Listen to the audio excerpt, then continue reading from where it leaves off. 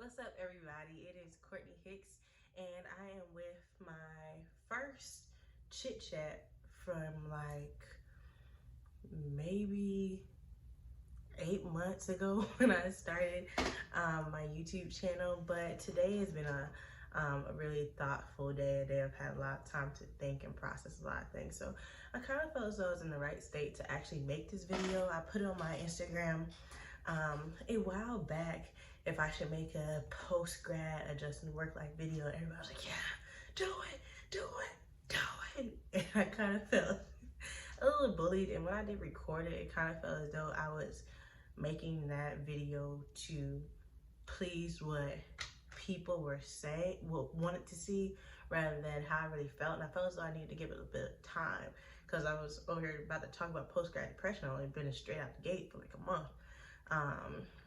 So yeah, so it's been 6 months. Well, in 2 weeks it'll be 6 months since I graduated from the. I sound like I went to HBCU. No, HBCU, the Jackson, from the College of Charleston. I have my bachelor's of arts in communications and also African American studies. How I double majored and graduated on time, I have no idea, but God is good. And I'm just it's gonna be kind of a long video because I'm gonna be talking, I'm gonna be rambling. That's what I do. Before we get too deep in the video details on my hair, I am protective styling with my real hair.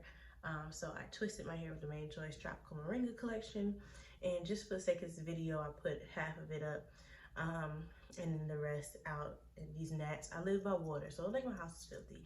There's gnats gonna be in and out of the frame because I live by the water, and I will show you my beautiful view that I pay. I'm sorry, that I pay for every month to live by this lovely water that brings all these gnats up my faucet.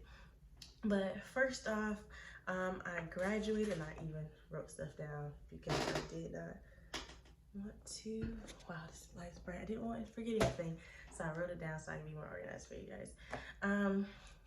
So graduated, woo, got a check, woo, everybody sent me money, exciting.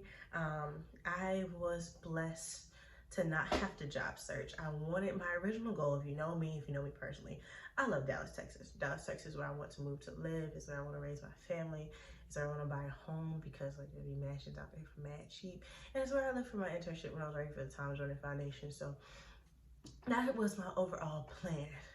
Just to graduate, move to Dallas, hopefully work for the foundation, and just start afresh. I left my mark on Charleston.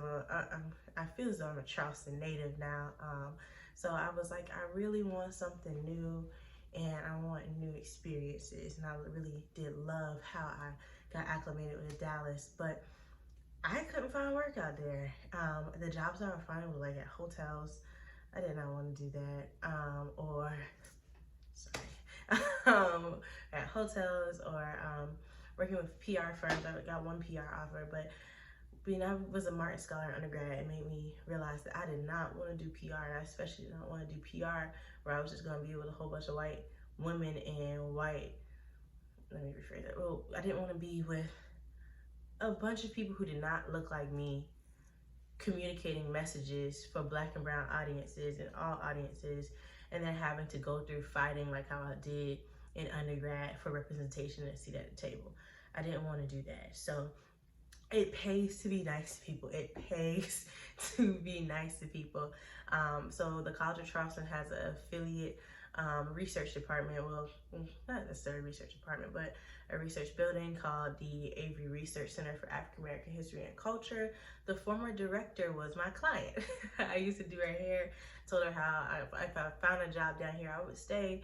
And thankfully, with some moving and shaking, I got a job at the Avery Research Center for African American History and Culture, where I'm an outreach assistant there. So I didn't have to struggle too much finding a job, thankfully, because I stayed where I was. I'm blooming where I'm planted.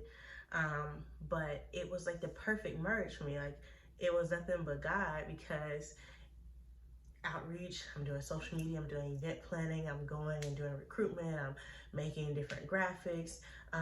So that's the communication side of my first degree. Then it's for a African American museum, repository, and archival space. So it's like I get to use my African American studies history, and it's a perfect mesh of both, which never happens. So I'm very blessed, and I'm very grateful for those opportunities. Here's a lovely flyer from my job. If you follow me on Instagram, you see that I'm actually conducting an HBCU college tour right now for it. But yeah, so I work for the Avery. I do a lot of outreach, I do a lot of event planning. So that part wasn't stressful. It was not stressful at all. I had a great summer job. I was working at a nail salon. I was able to save some money. But then life happened. Like it was like everything was going smoothly. Everything was going great. I was making money. I had a job straight out the gate. But it was just like I was not expecting to do everything on my own. Like I'm not privileged to have like I could pick up the phone, call my dad, and be like, "Hey, I need this, and he'll be able to give it to me." That's not something I had. I was always told about financial literacy, but and I was told you can't do this because of bills, can't do this because of that. But I was never like I never sat down and got a talk like what I can afford or an insurance policy I should pick. So it was like certain things I felt as though like I had to grow up really, really fast, even though I am grown. But it was just like I had no time to enjoy the fruits of my labor. So like certain students, when they graduate from school, their parents are fortunate enough to help them out with their first year bills, or they're able to move back home and save up and get used to it, or they have an outlet. But I had to do it on my own. So it was kind of like I never got a chance to like enjoy it. So it was at first I was like, I could do this all by myself, playing Neo, Miss Independent, like I'm walking in office, excited. But then it hit me like I have to do this myself. And although I'm glad that I'm able to do so, I don't like it. Adulthood is the most ghetto hood I've ever been in. But I can't complain. I got a job, I have benefits, which is very helpful. But at first when I did a podcast with Kiara Nelson, I said I wasn't having any post-grad depression. I didn't feel like I was. Because I was in my gratefulness bag. I was like, hey, I got a job. I have friends that love me. I'm still downtown, so all I gotta do is move to the apartment unit next door, get a 2-bedroom. I ain't gotta worry about nothing. I can do all this stuff on my own. But then like it hit me because like when you're working, I know it seems different, like, oh, you're behind a desk from 9 to 5, you're not doing anything, but it's stressful because you have to make sure that I have big shoes to fill because my coworkers do amazing work, so I want to make sure I'm holding up that standard of excellence. I'm the least educated at my job. Everybody else can do masters or working on it or have had a lot of experience. So I feel as though like when I first got my job, I was waking up every morning at 4 o'clock. I was reading books because I was like, I at least I need to get more educated on African American history and the history of the Avery and the diaspora and the Gullah Geechee corridor, so that I'm not looking like I'm just a graduate that they want to hurry up and give a job. I want to actually show that I deserve my job. So that was a little tough. And then like navigating adult friendships, like that's something that's really tough because I go to work, I'm doing a lot of work, or I'm behind a desk, or I'm tired, or I'm drained, and then I come home and I gotta cook, or I sneak to the dining hall because guess what? The dining hall ladies still love me, period.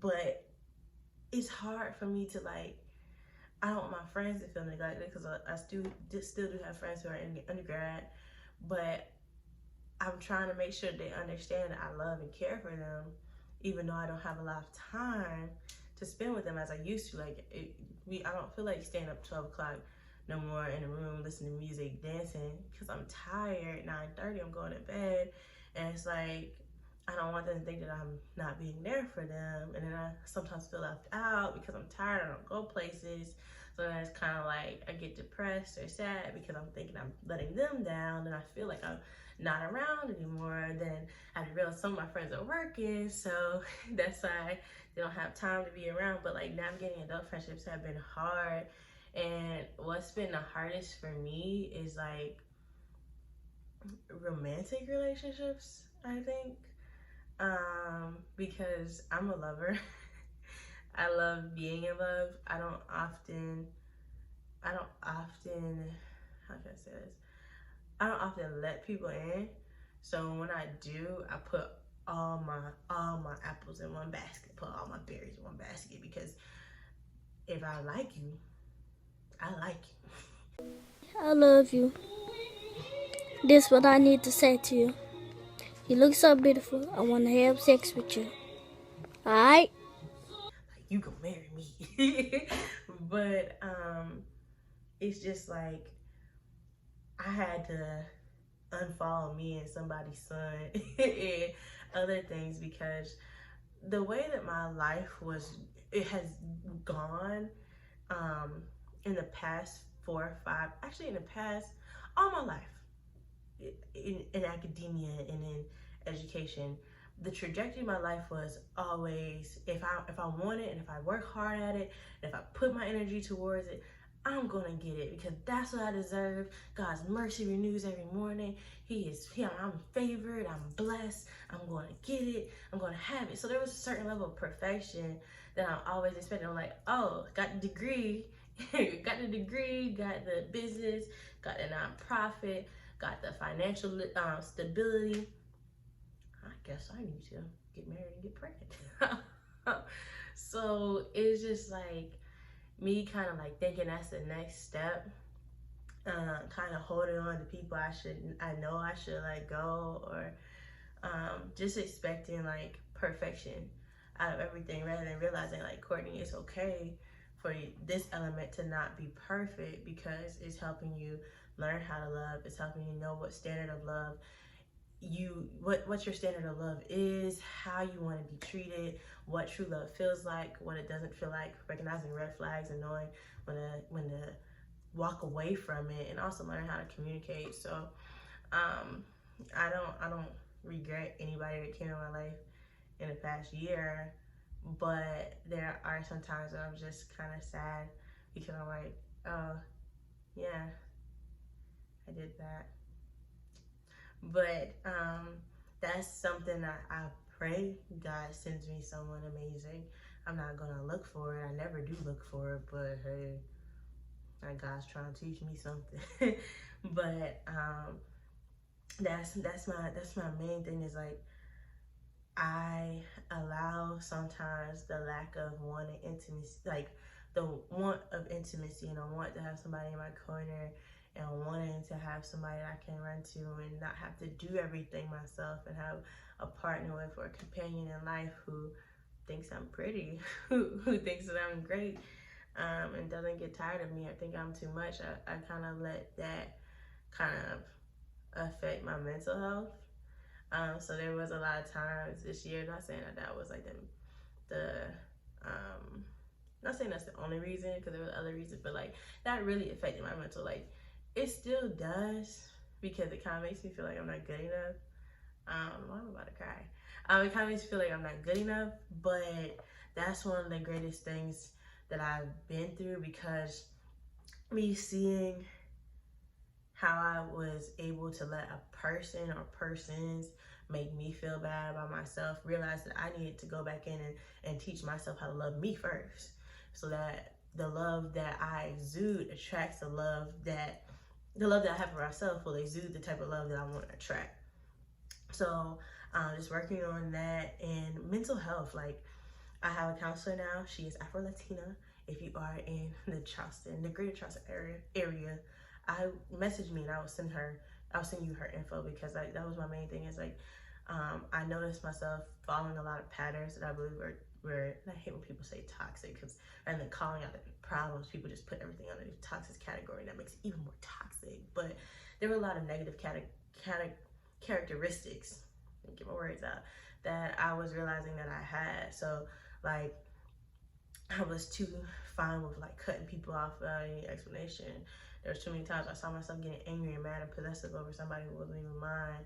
There was some times where I felt myself getting sad and depressed over another person who wasn't mine at all. Or like, there was a lot of things that made me like really check in and be like, I need to work on these things, and I need to take my mental health and hold it to a higher regard, so that I will be able to get health and healing for myself, so that I can go into these different spaces with pure joy. Because there's a lot of times I'm really funny.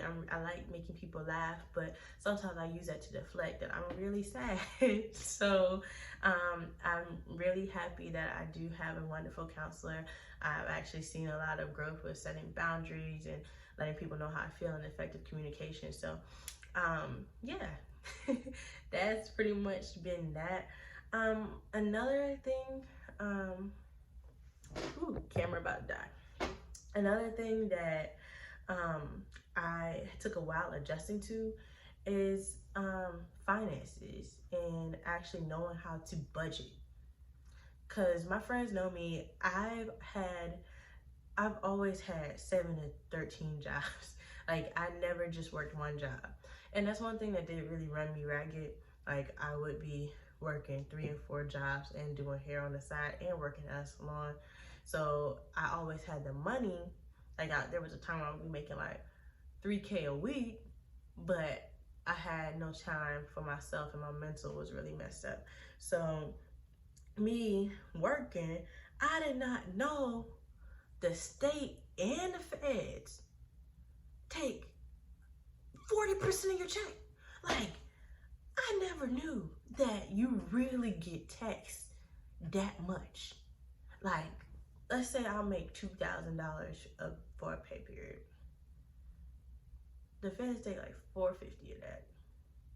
Then your insurance take out like another, everything together, and dental and all, takes like another $200. So you're really only making like $1,300 to $1,400, and then you got to add in if you got car insurance, you got a car payment, you got rent. You have to eat something. Then you want to look cute. So it's just like, budgeting was something I never knew that I needed to do, because I always had multiple streams of income, which I am gonna do. I am gonna get back into that. But in this year, I wanted to have one job. That was my goal, is to work one full year only having one job, because I knew how much of a toll that was taking on me. So it was just like getting used to that, knowing how to grocery shop. So Sam's Club has been my friend. My mother got me a wait, where is my Sam's card?